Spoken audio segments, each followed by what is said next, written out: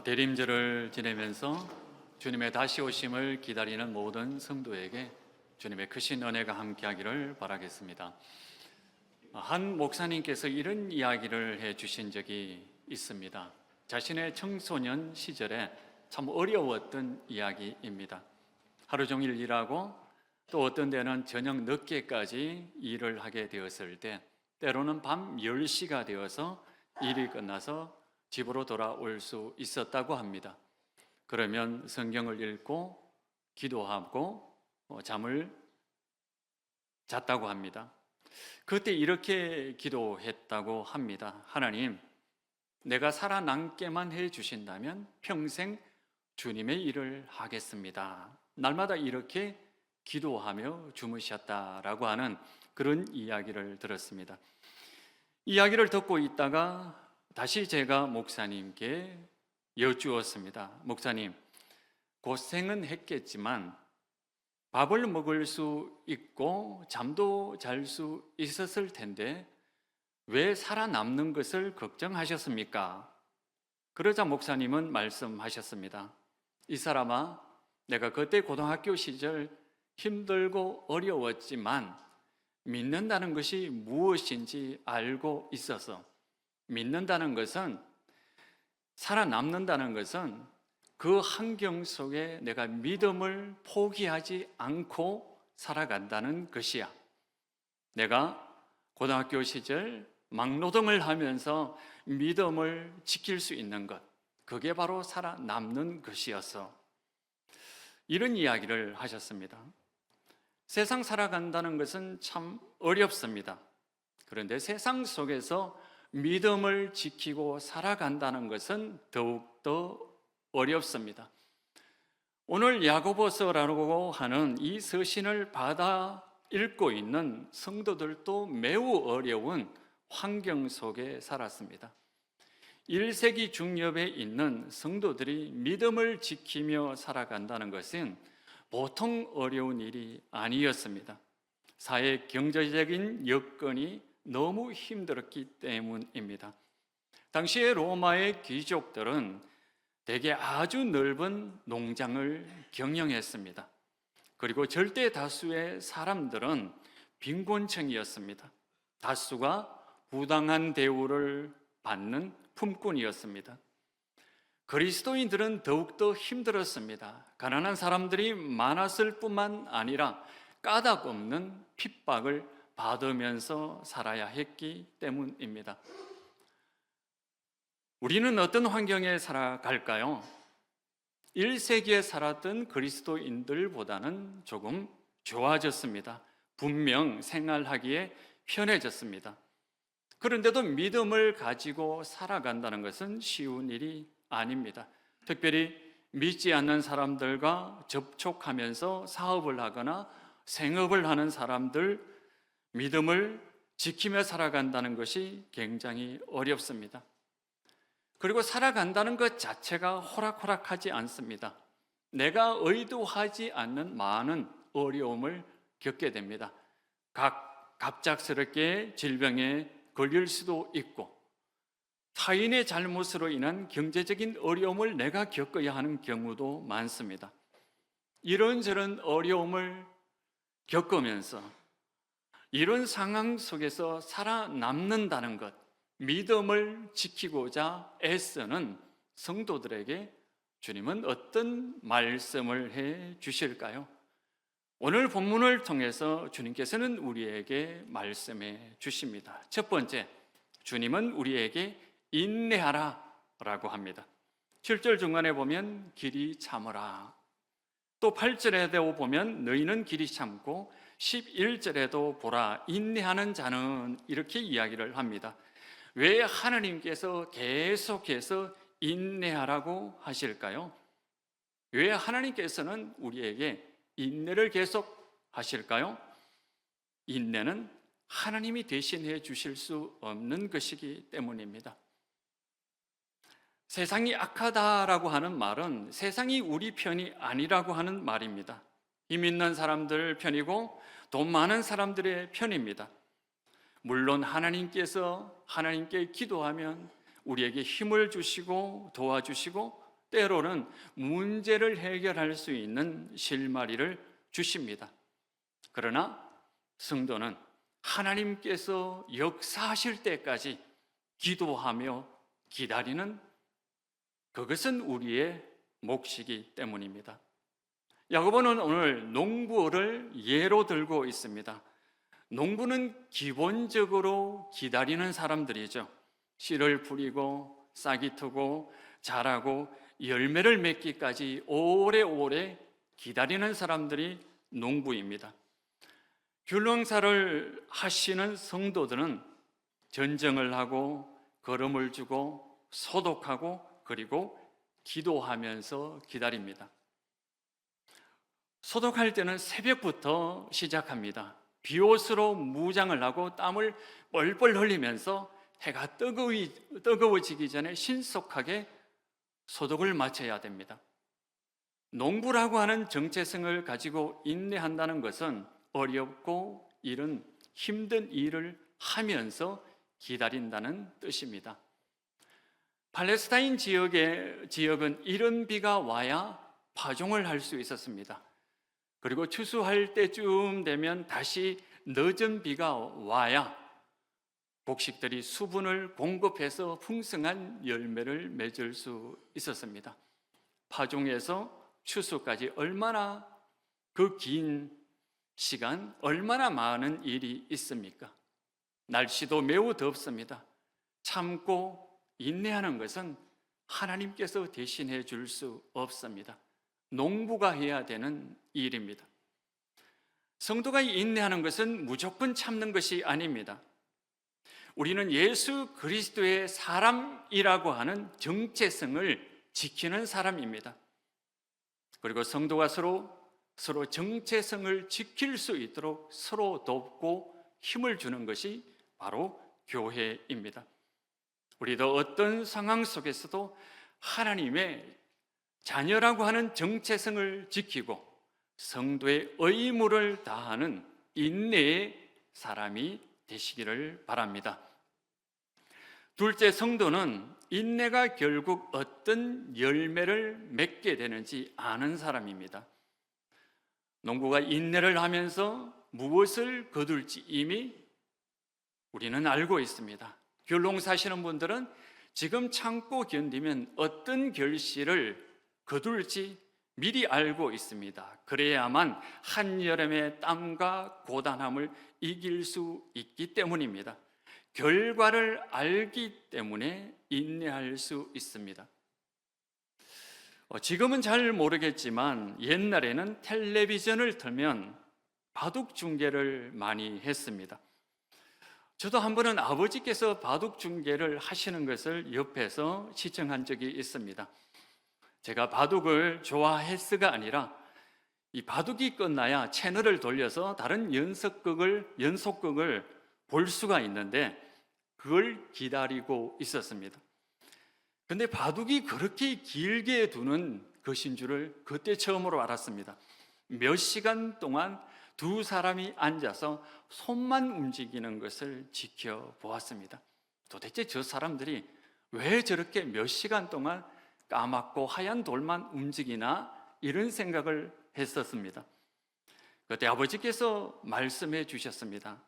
대국을 두는 기사들은 많게는 수십 수를 먼저 생각해 놓고 지금 한 수를 둔다고 했습니다. 겨우 눈앞에 있는 한 수를 이기기 위해서 하는 것은 대국 기사가 아니라고 합니다. 초보자들이나 하는 일이라고 했습니다. 성도도 마찬가지죠. 믿음이란 긴 안목으로 세상을 보는 것입니다. 하나님의 안목으로 내 인생을 바라보고 살아가는 것이 바로 성도입니다. 지금 내가 당장 조금 손해를 본다고 해서 세상의 모든 것을 다 잃은 것처럼 안타까워하지 않습니다. 왜 그럴까요? 하나님의 안목으로 길게 보기 때문입니다. 지금 당장 조그만 이익을 얻었다고 해서 의기양양하지 않습니다. 왜 그럴까요? 지금의 승리가 승리가 아니고 지금의 패배가 패배가 아니라는 것을 알고 있기 때문입니다. 그래서 흔들림 없이 인내할 수 있습니다. 야고보가 말한 결실은 무엇일까요? 야고보가 오늘 본문에서 이야기하는 결실은 우리 생각과는 조금 다릅니다. 야고보가 말하는 결실은 인내를 통해 우리의 성품이 그리스도의 온전한 성품으로 성장하는 것을 말합니다. 인내는 결실을 가져옵니다. 그런데 그 결실은 우리의 성품이 성숙하게 되는 것입니다. 인내라는 과정을 통해서 주님은 우리의 거칠고 성마른 성격이 그리스도의 온유한 성품으로 닮아가도록 합니다. 하나님께서는 왜 우리의 성품이 온전하게 성장하기를 바라실까요? 그저 이 세상에서 고생만 하고 오너라 이런 뜻일까요? 아니죠. 하나님은 주님의 자녀들에게 지금 누리는 복보다 더 큰 복을 주시도록 하기 위해서 더 큰 복을 누릴 수 있는 그런 성품으로 만들기 위해서 오늘 우리에게 인내의 과정을 허락해 주십니다. 참 많은 어려움을 겪었습니다. 뒤돌아보면. 그런데 그 중에 많은 경우 우리 자신의 모난 성격이나 생활 방식 때문에 생긴 어려움도 많습니다. 우리가 겪고 있는 고난이 사실은 나와 내 가족의 성품과 생활 방식 때문에 생기는 경우가 많습니다. 하나님께서 이런 우리의 성품을 인내를 통해서 다듬어 가시는 중입니다. 하나님께서 그리고 우리에게 더 큰 은혜와 복을 주시려고 더 큰 은혜와 복을 누릴 수 있는 그런 성품으로 만들어 가기 위해서 오늘 우리에게 인내하라고 말씀하십니다. 야고보서 1장에서부터 5장까지 계속해서 야고보는 성도는 온전하게 되어야 합니다. 이렇게 강조를 합니다. 온전함이란 뭘까요? 하나님의 백성다운 사람이 되는 것이고 예수님의 말씀을 빌려 말씀하자면 온유한 사람이 되는 것입니다. 예수님께서는 우리에게 온유한 사람이 되라라고 말씀하십니다. 그러면서 주님께서 말씀하시기를 온유한 사람은 복이 있나니 땅을 기업으로 얻게 될 것이다. 이렇게 말씀하셨습니다. 기업으로 받는다라고 하는 것은 선물로 받는다라고 하는 그런 말씀이죠. 물질적인 형태의 농가, 밭 같은 것, 또 사업이 될 수도 있습니다. 영적으로 누릴 영적 기업도 있습니다. 정서적으로 누릴 수 있는 그런 기업도 있습니다. 이런 기업을 주님께서는 온유한 사람이 받게 될 것이다, 누리게 될 것이다, 이렇게 선언해 주고 있습니다. 약속해 주고 있습니다. 세상적인 시각으로는 도저히 말이 안 되죠. 어떻게 온유한 사람, 부드러운 사람이 이런 기업을 받을 수 있겠습니까? 그런데 주님께서 선언하시고 약속하시는 이유는 무엇입니까? 너희들이 이런 성품으로 내가 만들어서 이 모든 기업을 누릴 수 있도록 내가 너희들을 성장시키고 이끌어 주실 것이다. 이렇게 주님께서는 우리에게 약속해 주고 계십니다. 오늘 또 인내하시는 우리 성도님들, 주님께서 주시는 그 복을 기대하면서 오늘 또 인내하시는 여러분들이 되시기를 바랍니다. 어떤 나이 많은 집사님께서 임플란트를 하셨습니다. 제가 물었습니다.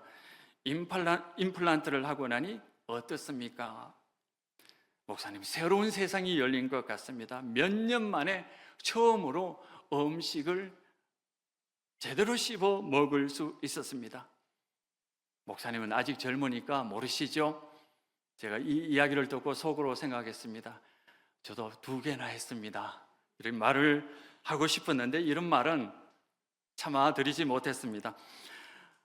그 집사님께서 계속해서 자신의 임플란트 과정을 설명해 주셨습니다. 옛날에 있던 그런 것들을 다 걷어내야만 했습니다.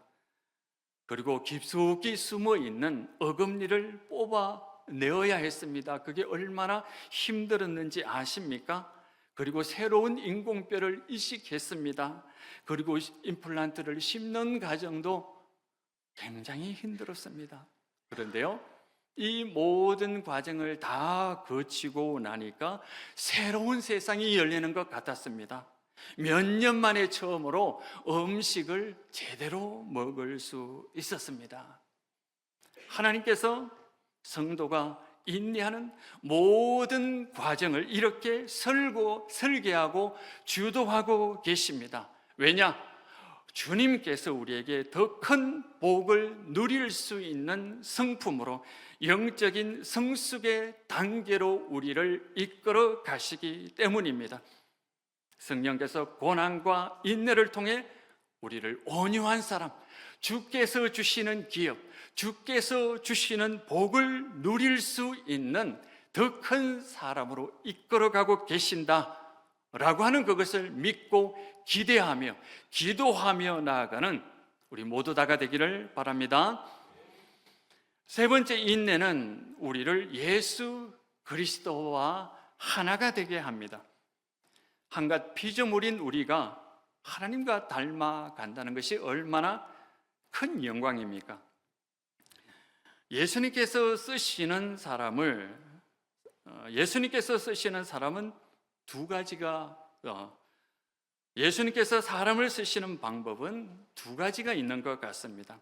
전적으로 하나님의 은혜로 사용되는 사람입니다. 하나님께서 폭포수 같은 은혜를 베풀어 주셔서 강한 능력으로 붙들어서 사용하시는 주님의 종들입니다. 우리나라 목사님들 중에 이런 분들이 꽤 있는 것 같습니다. 영국으로 하면 스펄전 같은 목사님이시겠죠. 19세의 나이로 담임 목사가 되었습니다. 그때 설교했던 모든 것들이 원고로 남아있고 책으로 출판되었습니다. 목사님의 설교가 책으로 되어서 150년을 지나 지금도 우리에게 영감을 주고 열정을 불러일으키고 있습니다. 이런 분들은 하나님의 전적인 은혜, 폭포수 같은 은혜를 부어주셔서 사용하시는 주의 종들이다라고 생각할 수 있겠습니다. 그런데요, 하나님께서 긴 세월을 통해서 여러 고난과 인내를 통해 만들어서 사용하시는 분들이 있습니다. 인생의 고난과 아픔을 겪으면서 주의 성도들을 돌보는 분들입니다. 예수님의 삶을 들여다보면 비록 짧은 생애이지만 보통 사람들인 우리가 추구해야 될 삶의 모범이 아닌가라는 생각이 듭니다. 어릴 때 비범한 점이 있었음에도 불구하고 예수님은 가난과 차별과 고난과 죽음을 통해서 많은 사람들을 치유하고 구원할 수 있는 우리의 구원자가 되셨습니다. 여러분, 유리컵이 바닥에 떨어지면 어떻게 될까요? 여기 유리컵이 있는데 이것이 콘크리트 바닥에 이렇게 떨어지면 어떻게 될까요? 쨍 하는 소리가 나면서 산산조각 나겠죠? 그러면 그 뾰족함이 면도 날처럼 날카롭게 됩니다. 이웃 사람들에게 많은 상처를 주는, 깊은 상처를 주는 사람들이 됩니다. 대개 보통 세상 사람들은 다 이렇게 됩니다. 그런데 예수님께서는 바닥에 쨍하고 떨어지는 순간 잘 익은 석류처럼 자신이 벌어집니다. 껍질이 찢겨지면서 그 속에 있는 알갱이들이 쏟아져 나오셨습니다. 예수님도 고난이라고 하는 콘크리트 바닥에 떨어진 적이 있습니다. 그런데 유리컵처럼 산산조각이 난 것이 아니라 잘 익은 석류처럼 자신의 가슴이 찢어졌습니다. 그 찢어짐 속에 붉은 사랑이 쏟아 나왔습니다. 예수님의 그 붉은 사랑이 우리를 치유하고 구원하게 되었습니다. 예수님을 만난 사람은 예수님이 찢어져서 쏟아져 나오는 그 생명과 사랑과 은혜를 누리게 되었습니다. 예수님을 믿는다는 것은 바로 이런 것입니다. 세상은 우리 편이 아니기 때문에 힘이 듭니다. 사람들이 우리를 힘들게 합니다. 고난이 닥쳐서 우리를 절망으로 밀어넣습니다. 갑작스럽게 우리가 감당할 수 없는 일을 겪기도 합니다. 바로 그때 주님의 손이 우리를 잡아줍니다. 우리가 차갑고 단단한 맨바닥에 부딪혀서 산산조각이 되도록 내버려 두는 것이 아니라 우리를 잡아주셔서 우리의 몸이 바닥에 맨몸으로 부딪히지 않도록 붙들어 주십니다. 우리의 쿠션이 되어 주십니다. 우리는 깨어지지 않습니다. 그러나 우리의 마음은 찢어집니다. 우리의 존재가 열리게 됩니다. 그러나 그때 예수님의 온유하고 따뜻한 성품, 하나님의 그 은혜의 성품이 우리 가슴 속에도 흘러나오게 됩니다. 우리가 인내를 통해 배우게 되는 것은 바로 이것입니다.